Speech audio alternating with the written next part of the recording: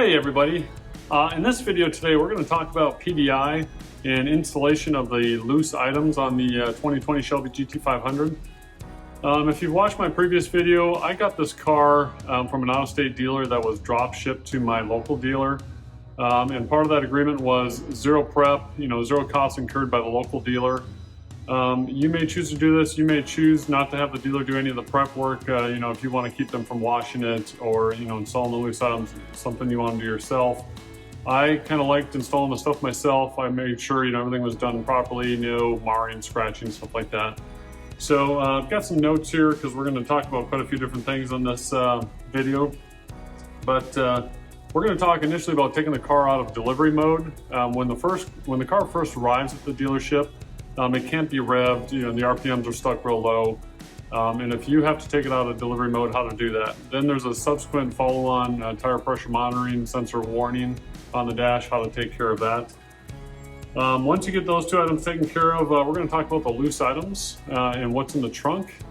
And then we're going to talk about the carbon fiber track pack suspension spacers. These, the car with the carbon fiber wheels sits a half-inch lower than the base car.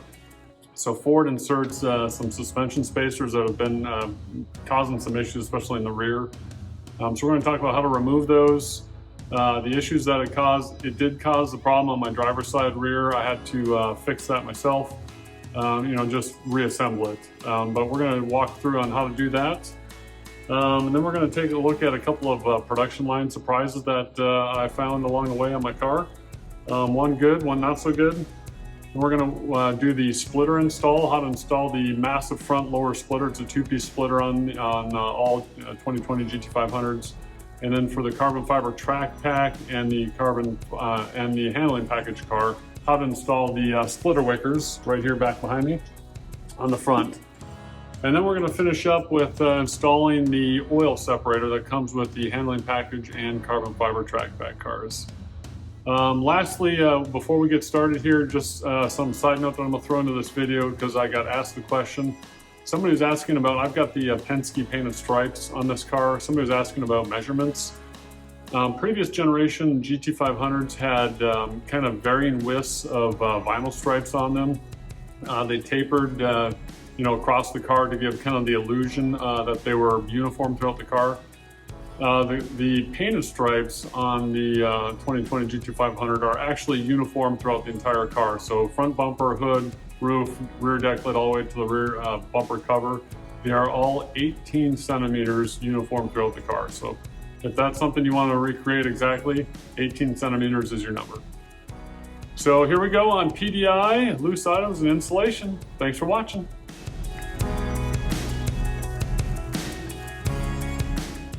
All right, we're gonna take this thing out of delivery mode. So foot off the brake, touch the start button, accessory mode. Okay, then you're gonna hit your brake 5 times fast. 1, 2, 3, 4, 5. 3 or 4. Off and on, off and on, Oh. off and on, off and on. Oh. Start it. Okay, says vehicle is on. And then we'll know if it's out of delivery mode when you can rev it. So I don't know if you've got to train the tires. Oh, I do, yeah. It's got tire pressure warning. So we got to train the tires. Is that what it says? Yeah, it said train the tires and the tire pressure warning is flashing. Yeah, let me go ask them. Okay, I'm going to try revving it and see if it works. Okay. Oh yeah, it's out of delivery mode. All right.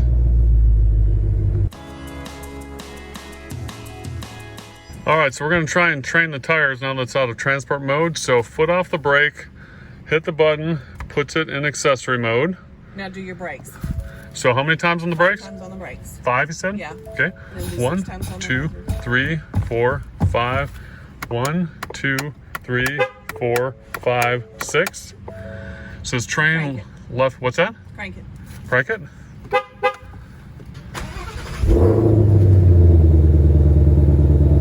Who said no? Who said no? Who said no? You said no? No, got it? No, I think that's Or the tire pressure's good. That's the man. Okay. Jose. Jose is the man. Jose is the man. And no tire pressure sensor light on anymore. Okay, time to load it up.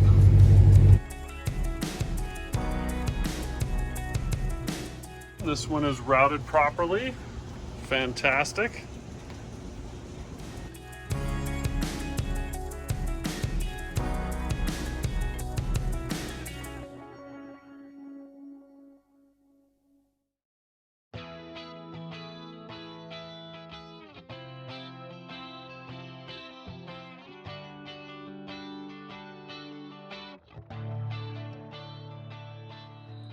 All right, not doing the full PDI just yet, but this car is super filthy. I asked that it not be washed.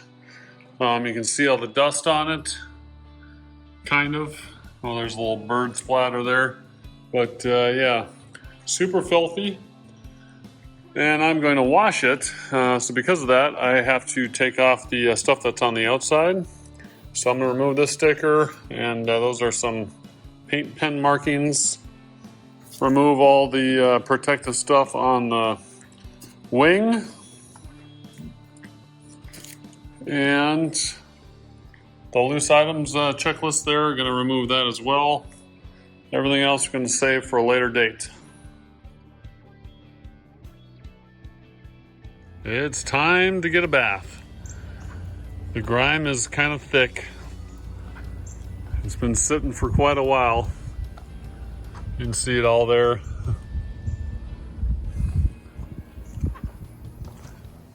Pulled off the plastic.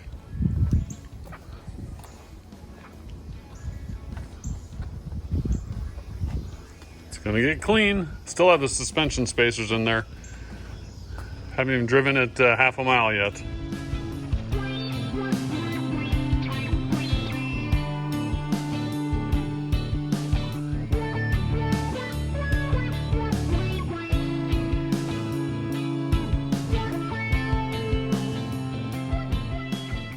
All right, next up is this loose items list that's stuck on the outside of the back passenger side window. This shows all the loose items. Oil and mist separator, that's the oil separator. Splitters, that's in the trunk. Splitter is on your passenger seat. Wheel locks in the trunk in the floor mat bag. That's the floor mats. Strut mount kit. Now this caused a little confusion. This is listed as a loose items. But it's actually installed from the factory on the carbon fiber track pack cars.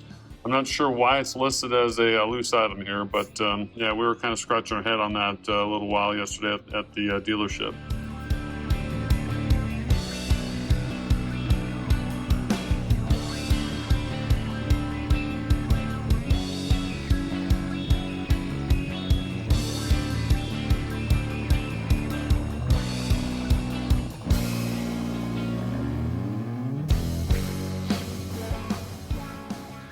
Next up is the inflator kit. That's underneath the panel in the rear trunk.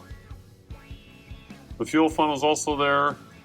The key fobs. 2 of those are inside the bag with the floor mats as well. I've already taken those out.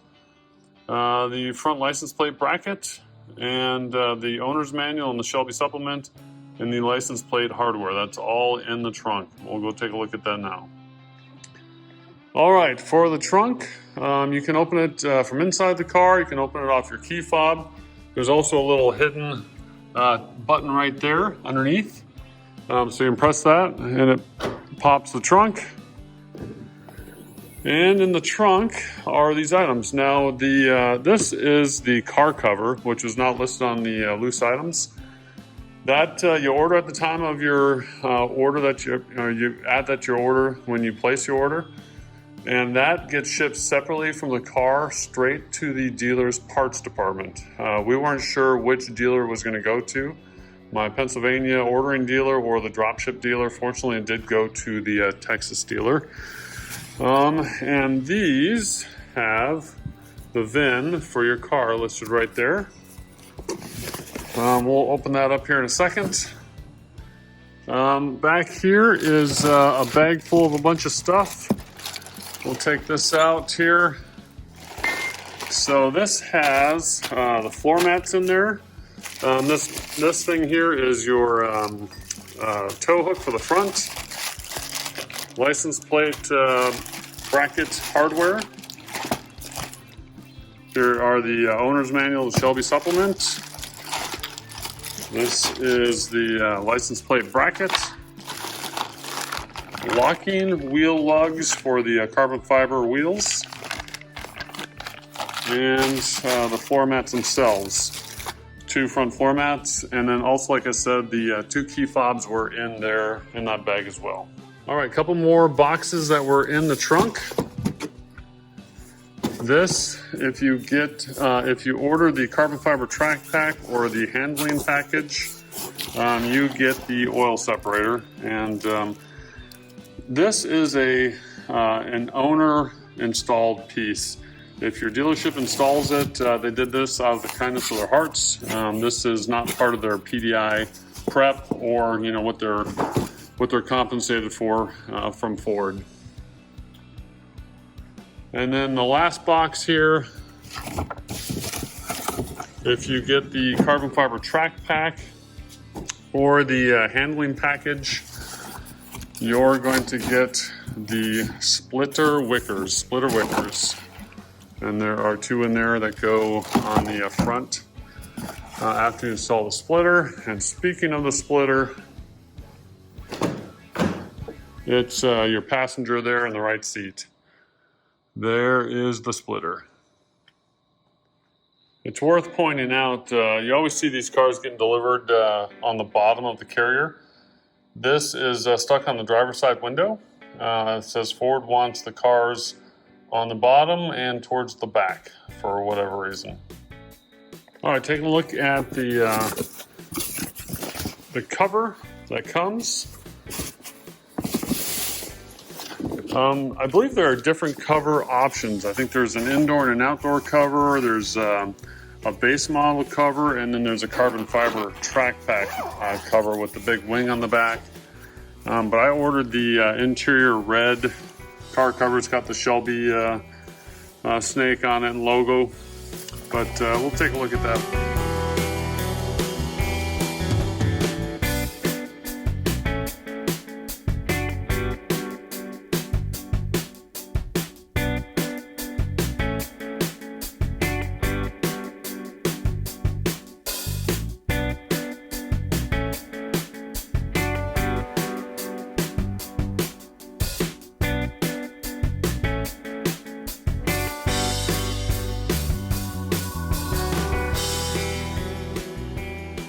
These are the plastic pieces that were on the splitter, I guess, to protect it while it's getting installed. I just pulled them off last night when I went to clean it, and I stuck them on the bag for the floor mats because I like to keep all the plastic and decals that came on the car. Here is everything that's in the shrink-wrapped owner's manual. We got the case, we got the regular Mustang owner's manual, we got the Shelby supplement. There are 2 capacity specification cards, tire warranty, a quick reference guide for the 2020 Mustang, Sirius XM, and the label that was on top of it just says it's a US kit for the 2020 Mustang. All right, about to raise it on the lift. A couple of points worth mentioning.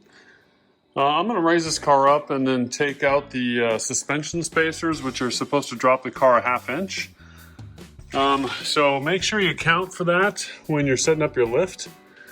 Don't screw those all the way up to your lift pucks on the pinch welds, because as you come down, the car is going to be lower. You'll then probably have to put some wood underneath the tires to get the lift arms out to drive it off.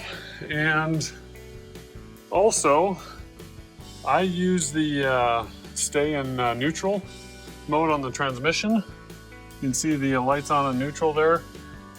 So I can move the car back and forth with the engine off. It's explained in the owner's manual, but the gist of it is you put it in neutral, press and hold the manual button, the button in the middle of the transmission right there. And then I think you also have to hit OK on the dash, quite possible. but that keeps it in neutral when you shut off the vehicle, and you know, it's draining the battery too, so don't do that too long. But then you can push the car forward and aft when you're, you know, not running it. Also worth mentioning when you're doing the lift, I've got my big lift here, my big 2-post on narrow setting, which works. It just creates a little bit more challenge getting the vehicles lifted up, especially a wide one like this. I didn't take a lot of time running the car back and forth to get it absolutely centered on this lift because I've got air conditioning going in here and I don't want to put a bunch of carbon monoxide in here. I ran a little bit and opened a couple doors, but it's hot in Texas here, trying to keep it cool in here. But you know, if you're not exactly centered, make sure you watch this clearance right here on this big guide vane there on your trim piece. But yeah, mine's got space, but it's close.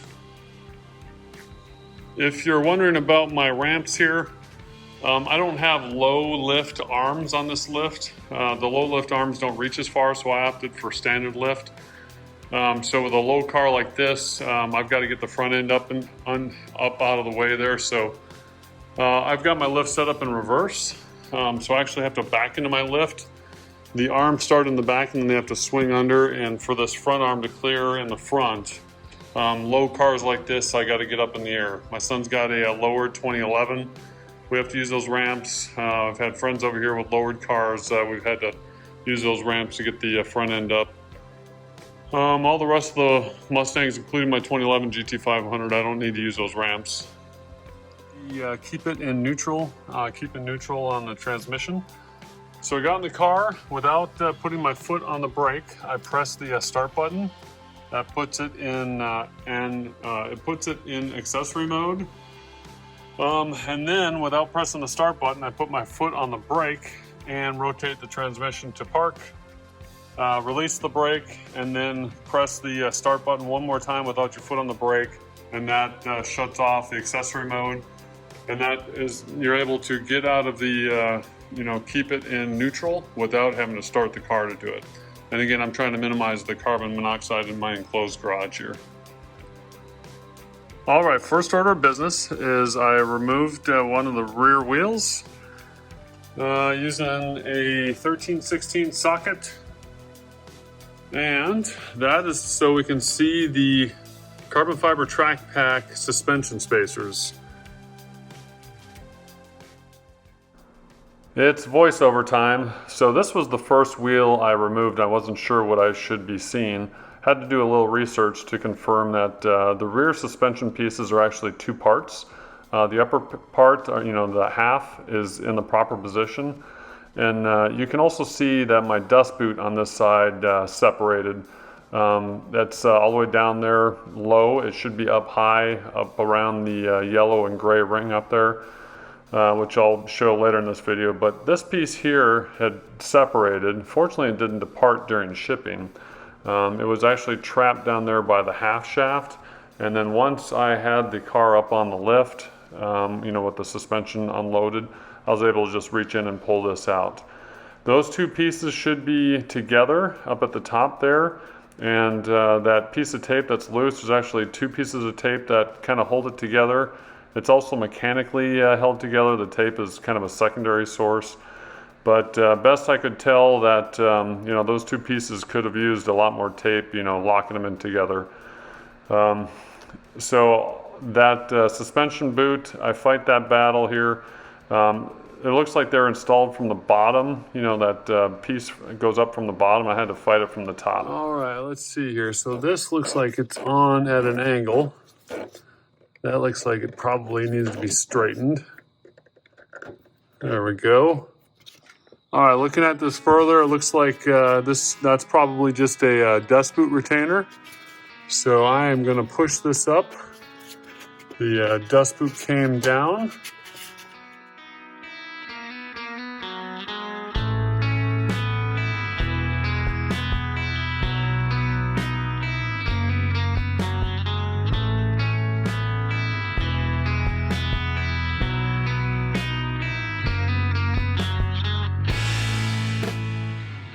All right, this side, the passenger side, is actually correct. What I discovered is the other side, the spacer had fallen apart, There's two halves.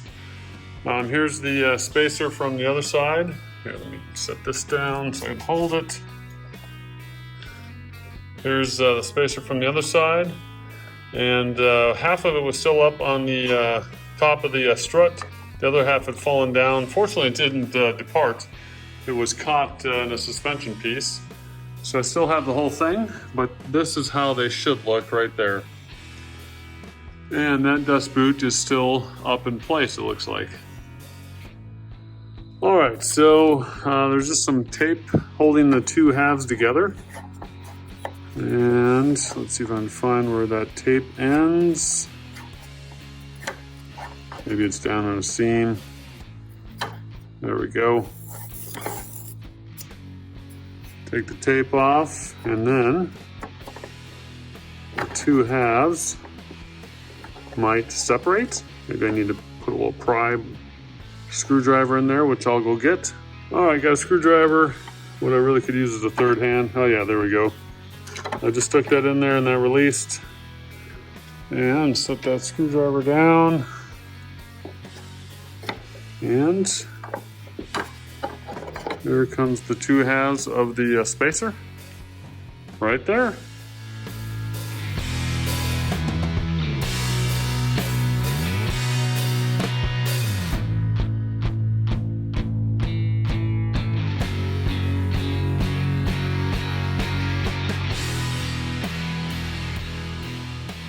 All right, after further review, if you look up underneath there, there's a recessed area. So this lip has got to go back up inside that recessed area. And I need a third hand, so I'm gonna do that and we'll film it after. I got the suspension spacer out and put the dust boot and kind of the retaining top together, and then kind of twisted it to get it back up into this recessed area there. And I think that's about as good as it's gonna get.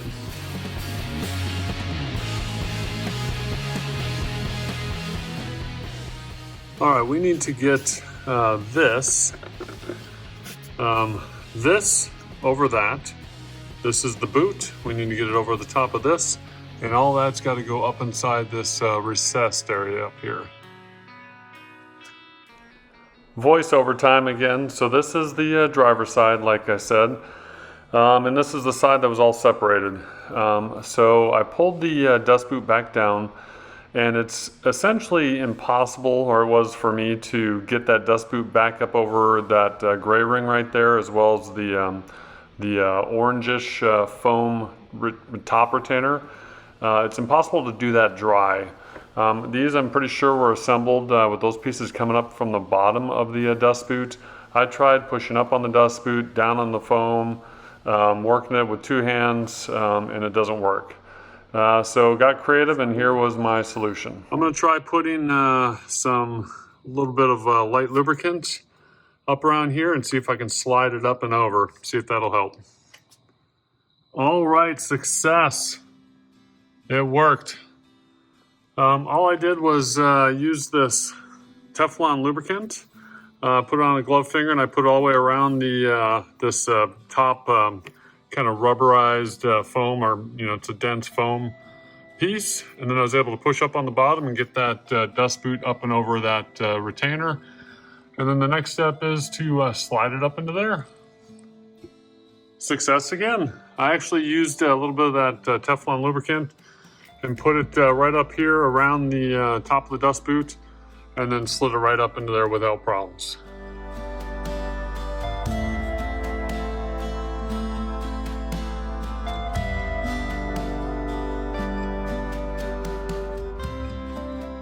As long as we're taking off the wheels, good time to install the locking wheel lugs.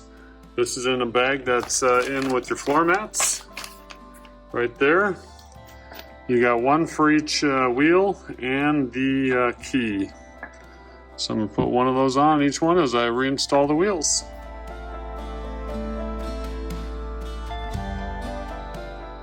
Working on the PDI, and just looked underneath the car and saw something pretty cool. 2605, which is the last four of my VIN, assembled by BJ it looks like on 8/3/2020. That's a cool personalized little touch. I'll be peeling that off and keeping it. Very cool.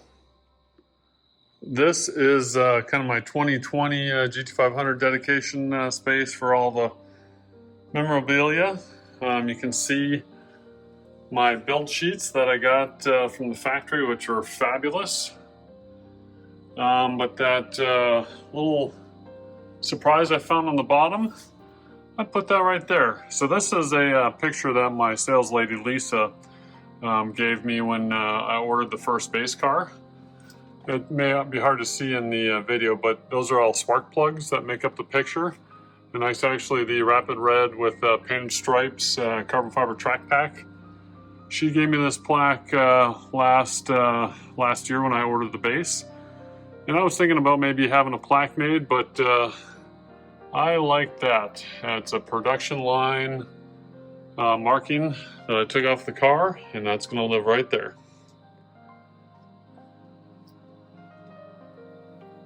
All right, the rears are done. Rears are, well, especially with the dust boot issue, a little bit of a pain in the butt. Fronts look pretty darn easy. Looks like we can just grab them.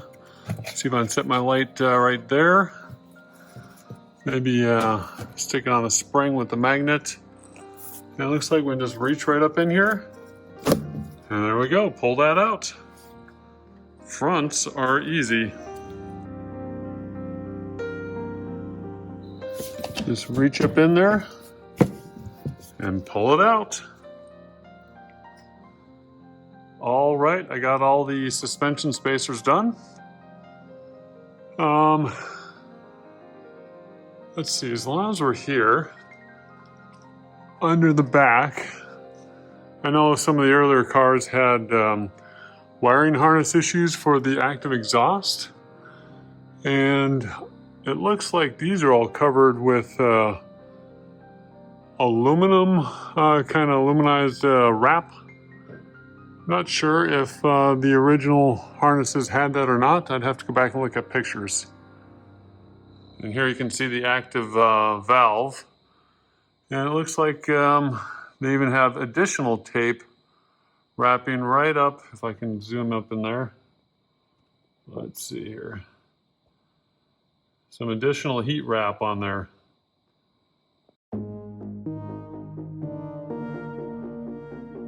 It is time to unwrap the splitter. I'm going to attempt to install this myself. I think 2 people would be much better, 2 or 3. But we'll see if we can do it myself. Got unwrapped. I guess I'd forgotten because it's been a while since I played with the base one. I helped the base PDI process at the dealership, but it's 2 pieces. There's an upper piece and a bottom piece, and there's the hardware.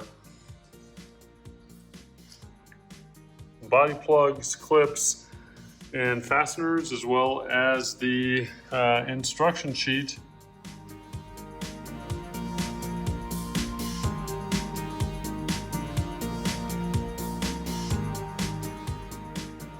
All right, step 1 of the instructions say it's not required, but it makes it easier to do the install if you take the belly pan off.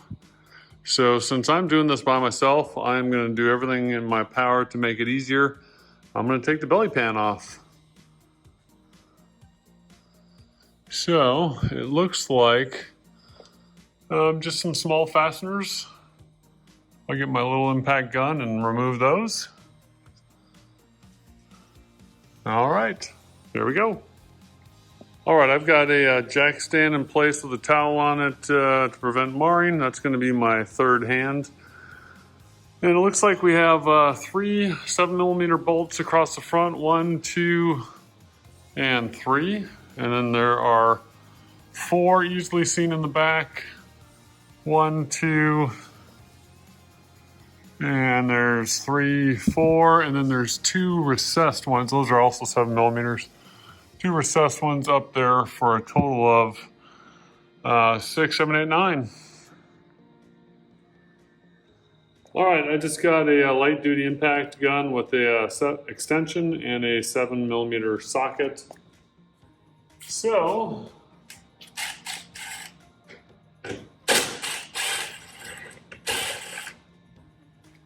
one, two, three across the front. The recessed ones. It came out pretty easily. All right. We have 4 in the back.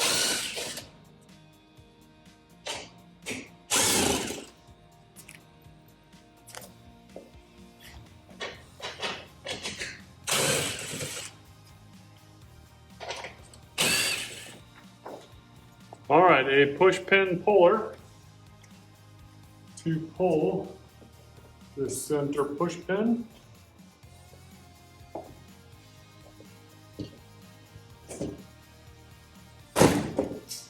There we go. Go up here.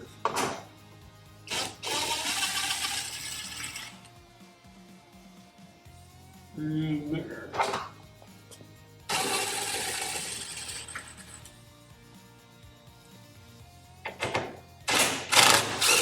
Oh, this actually required some good force to get out.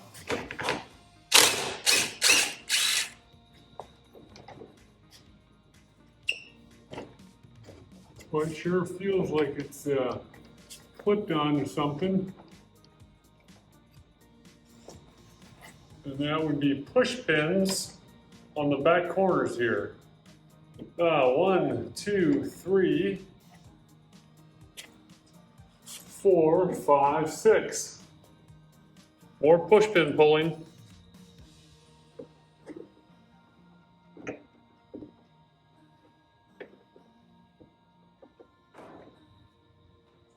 That corner's loose.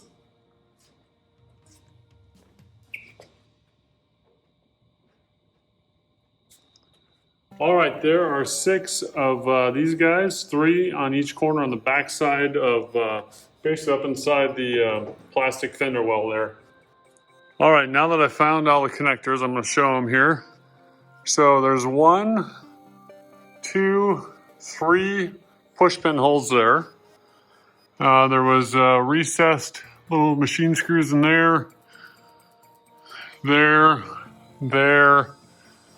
up in there, and 4 in the back that can be easily seen. So there is a total of, let's see, of the little guys in the back, 1, 2, 3, 4, 5, 6, 7, 8, 9. Plus there was a push pin, and then actually 10. So in the back there was a total of 1, 2, 3, 4, 5, 6, 7, 8, 9, 10 of the little screws, machine screws, a push pin, and up front there's 1, 2, 3, 4, 5 of the big screws, and like I said, a total of 6 of the little push pins. All right, I think we have all the connectors off of the belly pan. And I still have my floor jack holding for my third hand back here. In the front, it's held in place by the tabs. So I'm gonna use my head, lower the floor jack, and see if this thing is in fact loose or there are more hidden connectors.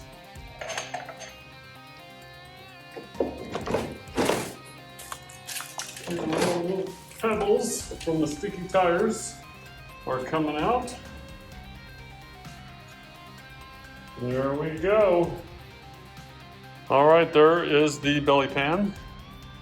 And like I said, these tires are super sticky. So my car only has 10.2 miles on it still from the dealer. Haven't really driven it yet.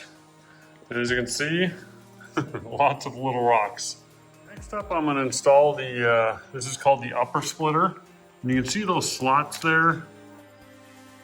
Those slots look like they slide into these tabs that are now easily accessed with the belly pan removed.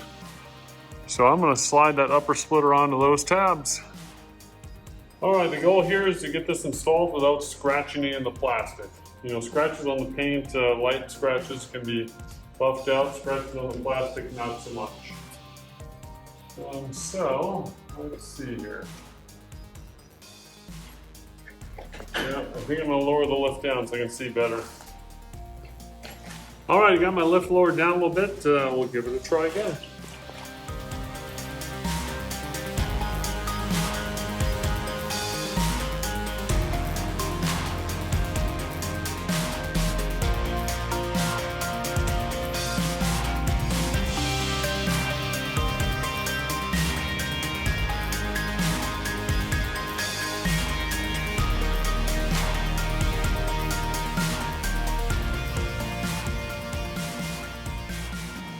All right, this top splitter piece is a little bit of a challenge.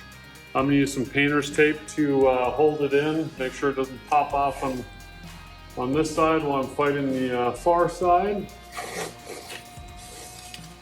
Like I said, trying to do this without getting it all scratched up.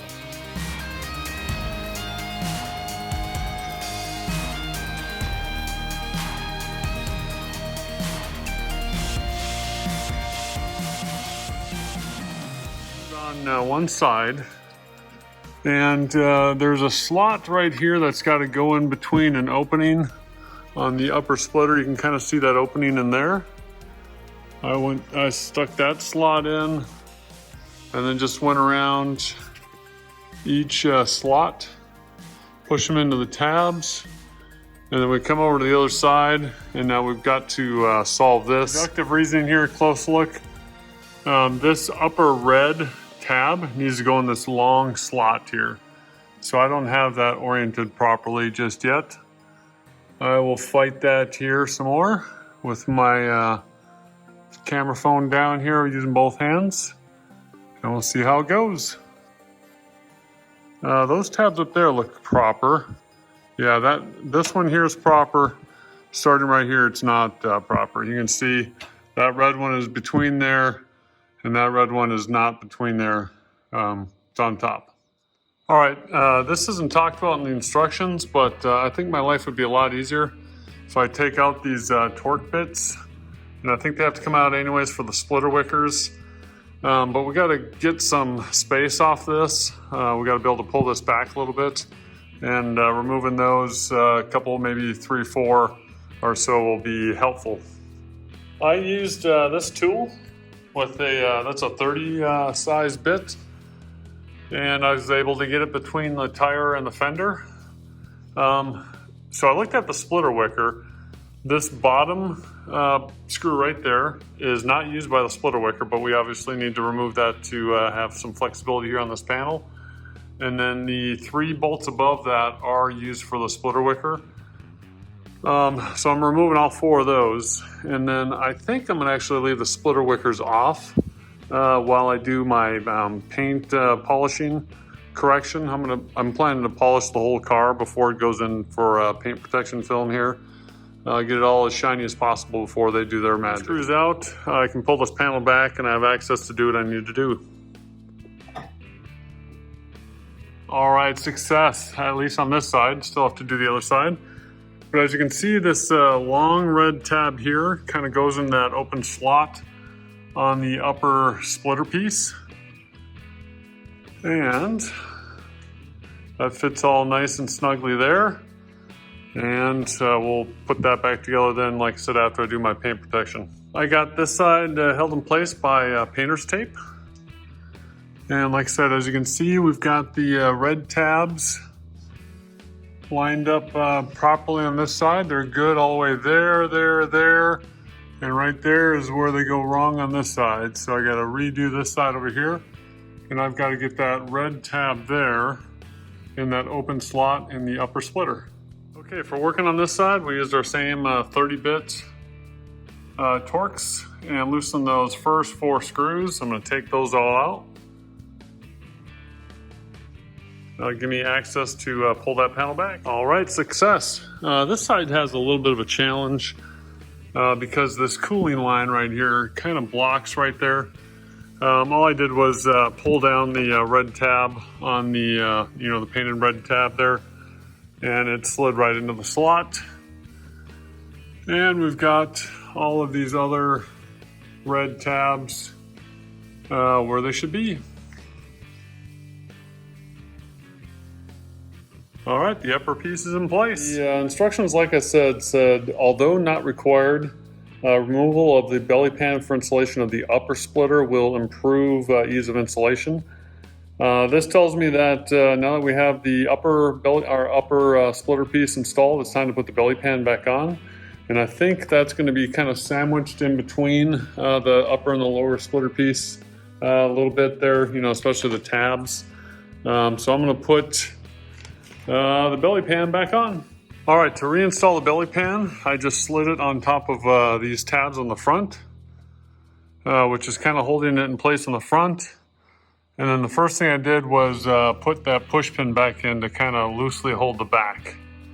And then I'll work on aligning it and getting all the screws back in. All right, I raised up my lift for better working space again. And I rested the belly pan on this rear jack stand. And I slipped the front side in above all these tabs to hold it. I then inserted that push pin there to hold the back. And just make sure, when you go to put it back together, if you take your belly pan off, if something isn't fitting quite right, it's because you got these tabs mixed up. I initially had this belly pan in between these. It should be up above all those tabs there, all the way around. And so you can see where I've got those there. That is the correct location. Next up, I reinserted the 10 small 7mm machine screws back throughout basically the back side or the aft side of the belly pan.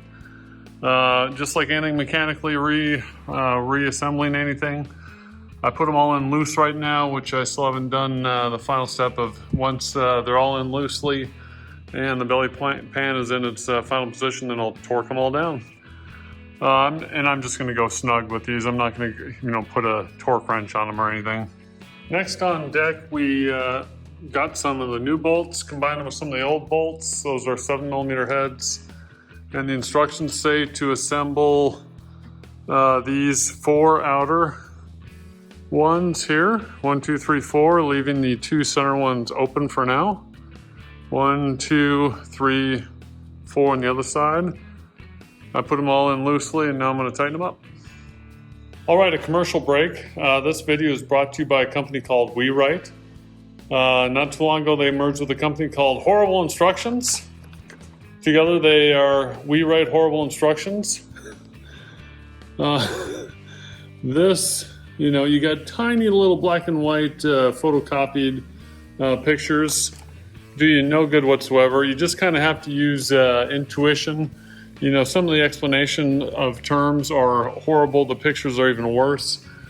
But I'm going to spin the camera around here. So after installing these 4 outer bolts on each side, total of 8 on one step, the best I can tell the next step was to install these 2 center bolts, which could have easily said install the 10 bolts. Again, those are 7mm heads. And then after that, best I can tell is install these J-clips or speed fasteners on the fender liner there, 1 on each side. And I think next is to install the lower splitter, although they call it a closeout. I think that's the term that they use here in the instructions. So I'm going to lift that lower splitter up and have a couple of screws in hand to hold it in place. I've got the lower splitter, aka the closeout, lifted into position. I just put a couple of loose screws in there just to hold it. As you can see, it's hanging down. I think that's going to tighten up once I put the fasteners in there. It's supposed to, I do remember from my base model, it does angle down quite a bit before it goes back. So the screws all in there will make it conform to the position it needs to be. Okay, these are the wonderful instructions like I'm saying here. Locate lower closeout to bottom of vehicle by shingling above tabs of front splitter. Lower closeout and front splitter should nest together in molded features of attachment planes. And of course, all the diagrams are super tiny, black and white, and you can't see any detail. So, what I did is, it says there's 20 plus 2, so there's really 22 forward bolts. The short 8, or actually these are 30 torque bits. So there are 22 of these across the front of the splitter. All these, it says to start from the center and work your way out. Now these are just loose, I haven't tightened them down. And then there are these 8 across the back. I did those. And that holds the big warping in place. And then there are 4 of the long M6 bolts. 1, 2, 3, 4 up in those holes. And those holes are going to get covered with plugs here in just a second after I tighten everything down. Use my light duty impact to get all the screws in. Then I use that setup to hand snug them up. And all 22 on the front, 8 in the back are all nice and tight. And I've got the M6 bolts, the 7mm head bolts up inside there. And you finish off the project by putting these little plugs in there. And 1, 2, 3, 4. I think we're mission complete. Of course, I don't have the splitter wickers on yet, like I said. And actually, if you have a base car without the handling package, that's mission complete for you.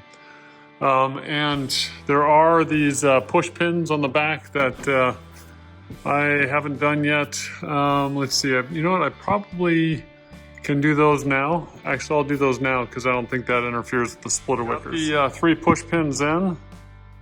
It's a little dirty from driving around at the dealership and at the factory, but there's 2 up there by the brake vent and 1 right there, and you can see how the tabs go on those. And the other side, there's 1, 2, 3. And we are mission complete. All right, the splitter is, as you can see, a bit of a job for 1 person. 2 people would be better. One person would help you hold things, especially the other side. It can't be done with 1 person. I use painter's tape to hold the other side while I was working on the opposite side. Just take your time. Easy to, get frustrated and rush while these tabs are fighting you. And this is all textured plastic up here, so you don't want to be cranking on there with your hands or rubbing that up against the other plastic up there to mar it up. But take your time and just work through it rationally. Hopefully this video helps because the instructions are horrible. On to the next event on PDI.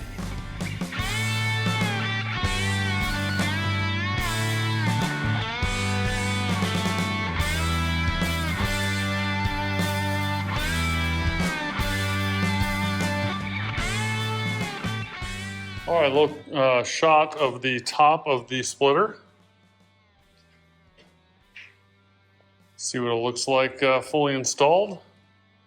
And again, we're missing the splitter wickers for this carbon fiber track pack.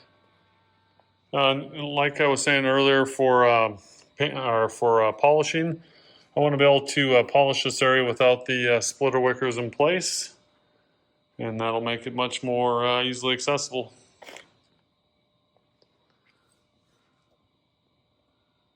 And no gaps if you've done it right. If you have gaps, it's because you don't have the tabs set up properly.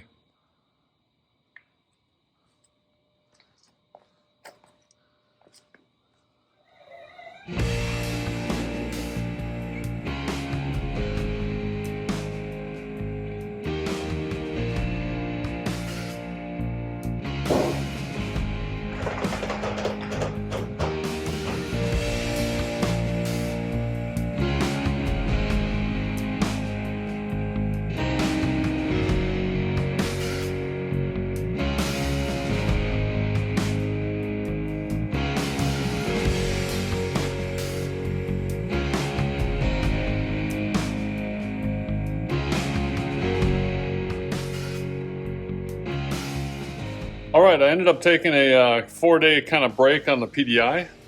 The car's going in for paint protection film here tomorrow. So I spent the last 4 days, actually 3 days, polishing and wet sanding some of the spots on the car. And all day today, the 4th day, of cleaning all the compound out and all the debris off the car.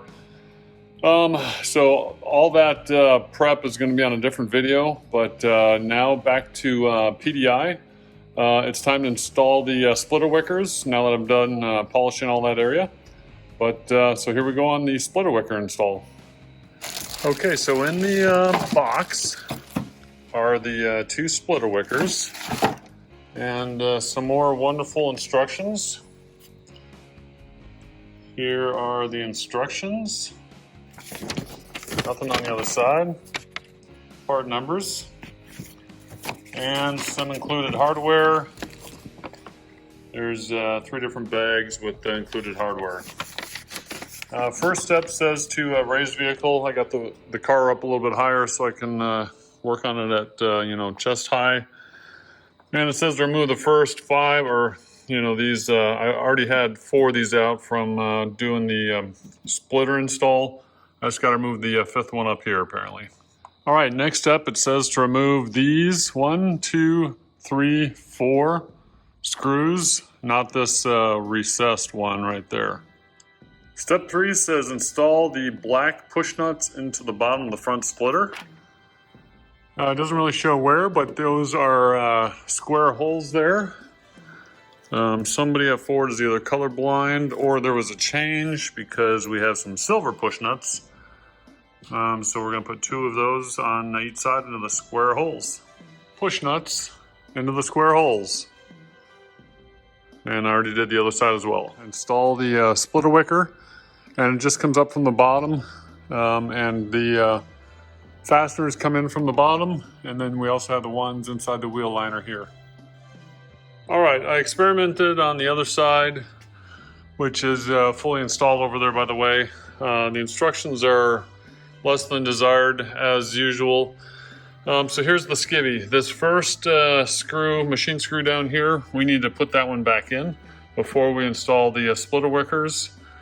And that's what I'm gonna do right now. All right, this guy is reinstalled. It would be way easier if the wheels and tires are removed, but I'm just doing it with it in place. I'm just using a bit with a channel wrench on the end. If you do that route, just be careful because it's hard to feel how much torque you're putting into the little screws. But next step is to loosely install the splitter wickers using these screws here. That one removal up there was not necessary. These 3 above the one that we just put back in, we're going to loosely install it, just finger tighten, or just enough to hold it in place. Followed by the 2 here that we did the push nuts on, and those are these little guys right here. Those are going to go through the little holes on the bottom of the splitter wicker. These 2, that one right there and that one right there. All right, these were the previously supplied screws that were in this position to begin with. So those are in nice and loosely. These 2 guys here are in nice and loosely. All have blue Loctite on them. And now you got to use the longer supplied 4 bolts. Let's see, so you can't use these little shorties that came in with the splitter. Got to use the longer guys. All right, mission complete. So I got these 3 on the splitter wicker itself, and that one reinstalled back up there. I tightened those all down. And then the instructions say starting from the back, tighten to 8 Newton meters. I just went snug, we're dealing with plastic, but plus I also used the blue Loctite. But tighten them from aft to forward. And let's see, come out here so you can see them. They are installed. Mission complete. As part of the PDI process, I removed the suspension spacers. I'm actually going to reinstall the front spacers because this car tomorrow is going to get loaded into a trailer to head for paint protection film, ceramic, and window tint. So especially now that I have the splitter installed, it's nice to get the nose up by another 1/2 inch film. So I'm just showing those back in the correct position there. And the car is just a little above the ground right now. And now the car is fully lowered, and you can see I'm still up in there.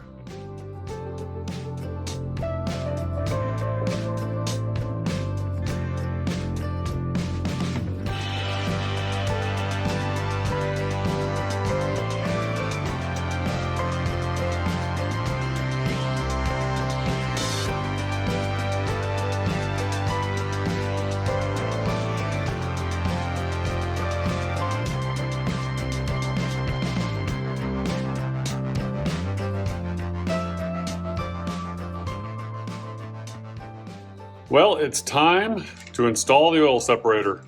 This is the second one I'm installing. I installed the first one on my base handling package. These don't come installed, as you can see. It comes on the trunk. This is an owner installed item. So here we go installing the oil separator. Step 1, protect the car with some towels or a fender apron or something to protect this area, because you're going to be leaning in on this area. And I also, part of step 1 is I jam towels down in here, because you're going to be potentially dropping some items, especially this drain plug way down here. Hard to get out, easy to drop. So I just jam some towels down in there to catch anything that I'm dropping. But that's step 1. And we're going to cut these 2 light brown wire retention straps.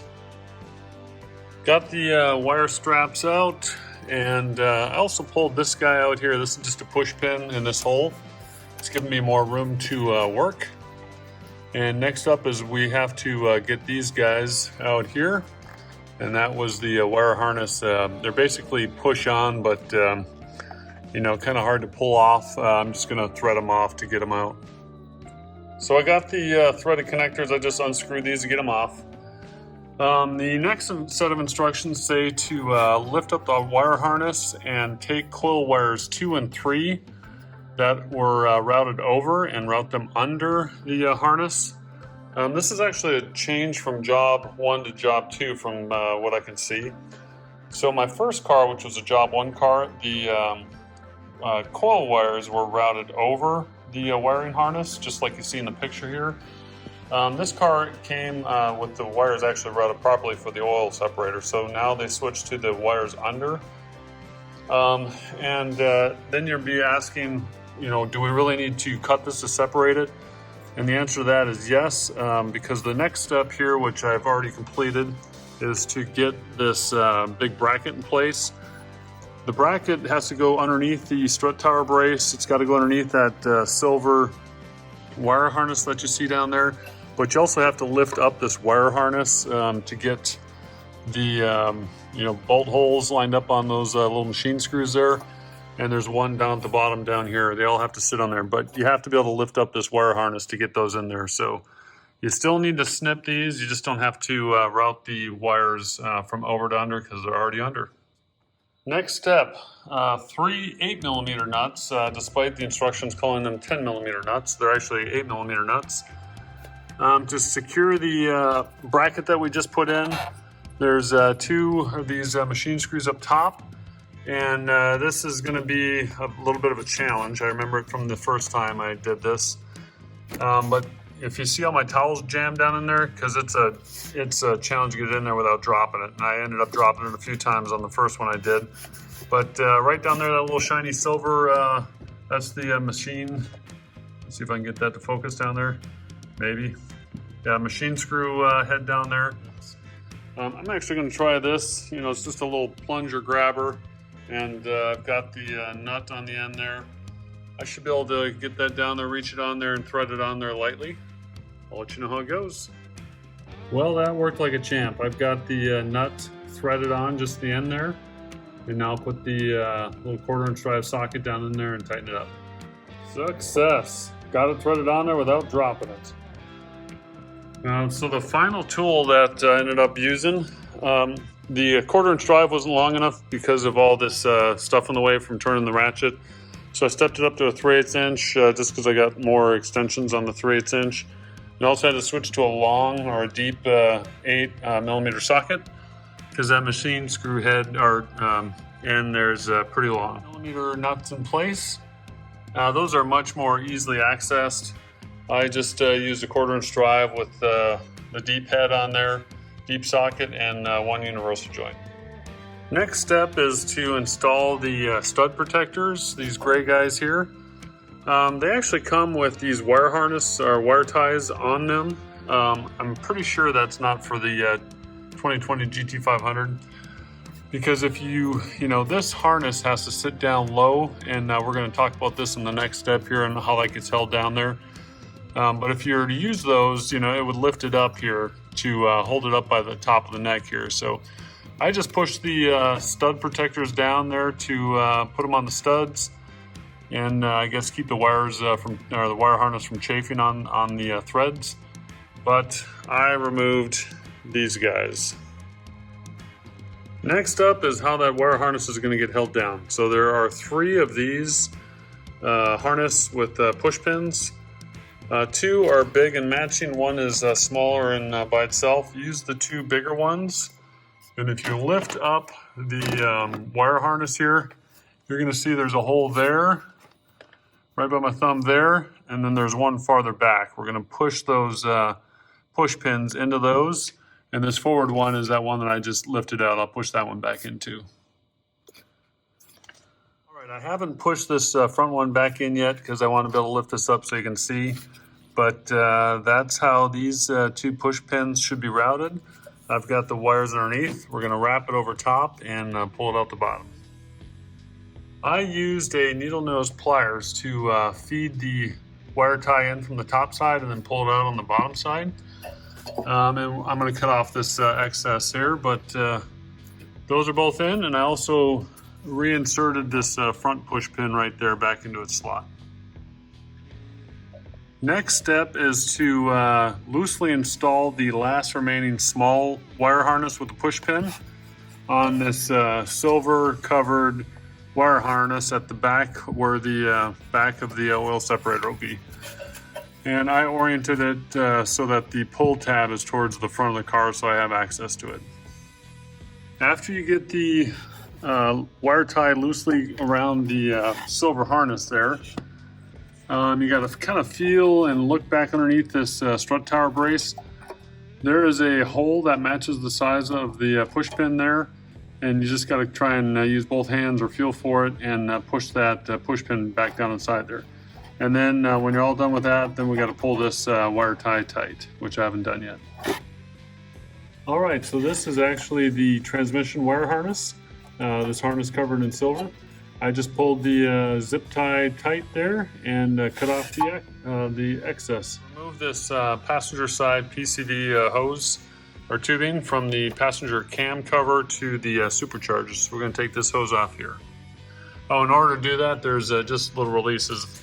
These just pop off. Next step is to remove this PCV valve, this blue valve here. I've got some nice carbon fiber coil covers, so I'm protecting them with plastic. This can be a bit of a challenge from what I remember from doing the first one. What worked for me on the first one, which I'm going to do again here on this one, is I just pinched the release tabs with the needle nose pliers and twisted. I'm going to use both hands though to do this, so I'll show you the after the fact. It worked again. So just pinch the, there's these little locking tabs on each side, kind of little barbs. Just give those a good pinch and rotate it out counterclockwise with some deeper needle nose pliers. Next step is to replace the PCV valve that we just took out with a new one. And I'm going to use the same needle nose pliers trick on the barbs and thread this sucker back in. Worked like a champ. You'll hear it click when those little barbs get into their locking detent. But they should be fore and aft versus, any other clock position. All right, grab the 2 hoses, the PCV hoses that come with the kit, and you're looking for the hose that ends in Alpha Bravo. The other one ends in Bravo Alpha. So the one that ends in AB, you're going to snap. If you look at the orientation here, this is, I guess, the front here, and that's the back. So on the back driver's side, if you will. There's a black fitting there, PCV fitting. You're going to snap the end of the hose that has the label closest to the 90-degree fitting. So that side goes on there, and you're going to push it all the way down until you see that blue lock fitting move, and you'll hear it click into place. And it should look like this. Next step is we're going to slide this oil separator back into position. So you see these 3 slots here. If you look from the back side, you're going to see openings there. Those 3 slots receive, here's 1, 2, and 3. So get your head down low and hook those on the front side there, and then slide them back into the position. And then when it's all said and done, this nut here is going to receive this bolt, and we're going to tighten that. All right, it took a little wiggling around to find all 3 tabs, but got them all inserted in there and back into position. Finished by tightening this 10mm bolt into the receiver speed nut back there. And you know, there's torque settings in the Ford manual or the Ford instructions that come with this, but you know, I just do snug on all this stuff. It's just small stuff. You don't want to go cranking on them. And then finish it off by connecting the front of this tube into your cam cover. All right, next on deck is the this drain plug down here. I've already got a 1/4" Allen bit, hex bit in there, as you can see. But I'm going to use a 3/8" drive, stepping up from a 1/4" because I remember it requiring quite a bit of force to break it free. I just got a 1/4" socket on a universal, and we'll crank that one counterclockwise to get it out. So there's the drain plug. This one wasn't nearly as tight as my first car and engine was. It came out fairly easily. There you go. All right, next up, this 90-degree fitting goes into the hole that we just opened up, pulling that drain plug out. I remember it being a tight space there, but yeah, just keep rotating until it's tight. All right, showing a few steps at once. So we got the hose. I put these pinch couplings on kind of towards the middle. And then it says to thread this 90-degree elbow into place into where the drain plug was. It's a bit of a challenge. So this stuff over on the fender side, there's a couple of loose things here that are in the way. You can kind of push them out of the way, but you're going to fight it all the way down while you're tightening it. And it does, the instructions do say to remove the, I think this is variable cam timing wiring. Remove this out of here so you can have better access to tightening this jam nut. The jam nut was 11/16 and a bit of a challenge to tighten. I just put the open end in there, turned it like a 1/4 or 1/8 of a turn, and just had to keep flipping the wrench back and forth to tighten it, but eventually got it tightened. The instructions do say to orient these tabs forward so it doesn't rub on the AC hose, but there's really no way it can rub on the AC hose, especially with this. I think this is a Job 2 upgrade, so different protection on that. But connect the drain tube on both ends, and it looks like I probably have to feed this one down a little bit more here. I'll do that when I stop filming. But connect both ends and slip the couplers over the end to tighten them down. And then when you're done, don't forget to reconnect your timing. So I pushed the end of that tube down there a little bit better, and then resecured this cannon plug, and there's a white locking tab on the back side that gets pushed back down to hold that back in place. Last step, we have to connect the remaining tube, the one that ends in Bravo Alpha, to the open fittings here. And when I did the first one on my base car, there was a little confusion on which way this goes. It's not overly clear in the manual. I think when I did my first one, I put the label closest to the separator. This one, I think this is different, or the label's on the other end, because it looks like the best fitting now is the label near the supercharger side. Well, that's it. Successful oil separator install. So if you have a handling package car or a carbon fiber track pack car, these should come in the trunk. This is not a dealer installed item. If your dealer does install it, they either unknowingly installed it or did it out of kindness of their hearts. But this is a buyer or an end user install item. And I'm just showing everything. Don't forget to look down all the cracks and crevices for all the rags and stuff down in there if you did that. Try and find all the tools and the nuts that you dropped. But that is the separator.